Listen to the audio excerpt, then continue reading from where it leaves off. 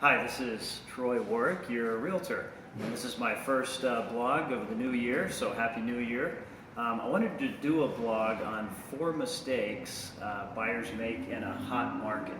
I think this is a great topic, especially when we're in such a frenetic market right now, and you certainly don't want to be the buyer who misses out on that great home because you make kind of a rookie mistake or quite honestly a very common mistake that buyers make.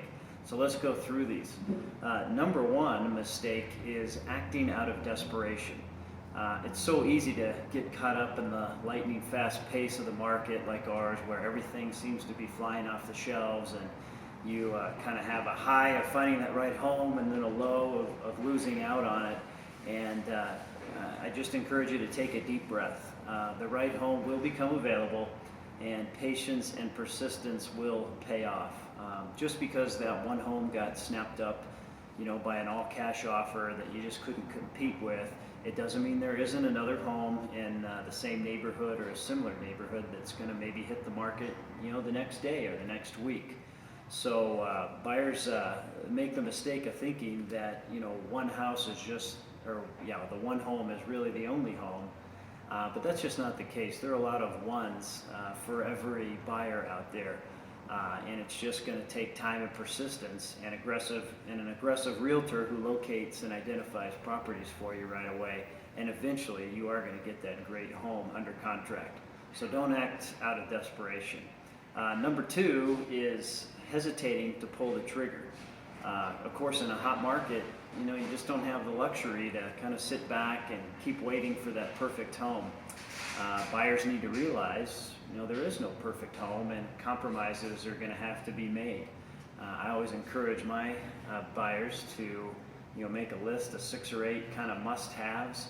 And if we see a home that meets, anywhere from 60, 70, 80% of that list, then I guarantee you they're going to be very happy with that home, and it's going to be a great purchase for them. I have an example I tell often of a couple that I took out. We saw one house, I took them out one time, got under contract, and they've loved the house for the last 2 years and have probably made about $100,000 in equity. So also don't think that that very first home or the first couple homes, there's always going to be something better. That's just going to mean you're never going to buy a home. So don't hesitate to pull the trigger. First or second home might be that right one. Other times it might take a lot more, but don't hesitate when you do find a home that meets most of your criteria.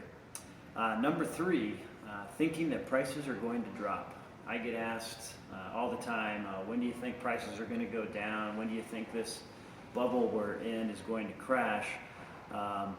Obviously, we've been in a very strong appreciating market for over 3 years now.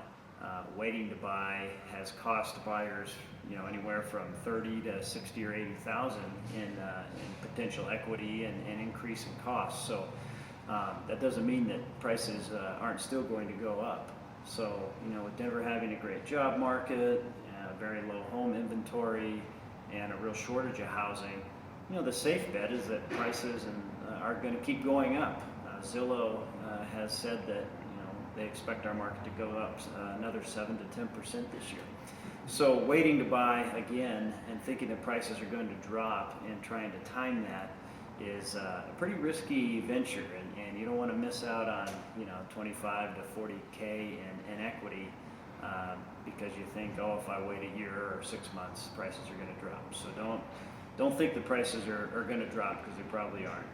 The 4th mistake that buyers often make is not having their financing in order. In a competitive market, a buyer really needs to present a case to the seller and the listing agent as to why they're a better buyer than possibly 2, 3, 4, 5, 10 other buyers. And one way I always have my clients do that really stands out is not just getting what's called a pre-qualification letter, which anyone can call a lender and in 10 minutes have, but actually getting a pre-approval letter, meaning that you've done more than just made a phone call and told someone your income, but you've actually shown them W-2s, and the lender has your pay stubs and your debts and things like that, and they can issue you and feel confident that, hey, despite you losing a job or something crazy happening, we're confident this buyer is already pre-approved to get a loan up to this amount. And that weighs volumes for a potential seller, knowing that, hey, if I'm going to let my home go to this buyer, they are going to come through. So that's incredibly important and something that you definitely need to do. So really, by avoiding these 4 mistakes and working with an experienced, aggressive agent who knows how to navigate a tight market with multiple offers, you are going to get that great home, and you can stop throwing your money away every month on rent and find the home of your dreams. So if you need help doing that, feel free to give me a call. I'd love to talk to you. Troy Warrick, your realtor. Thanks.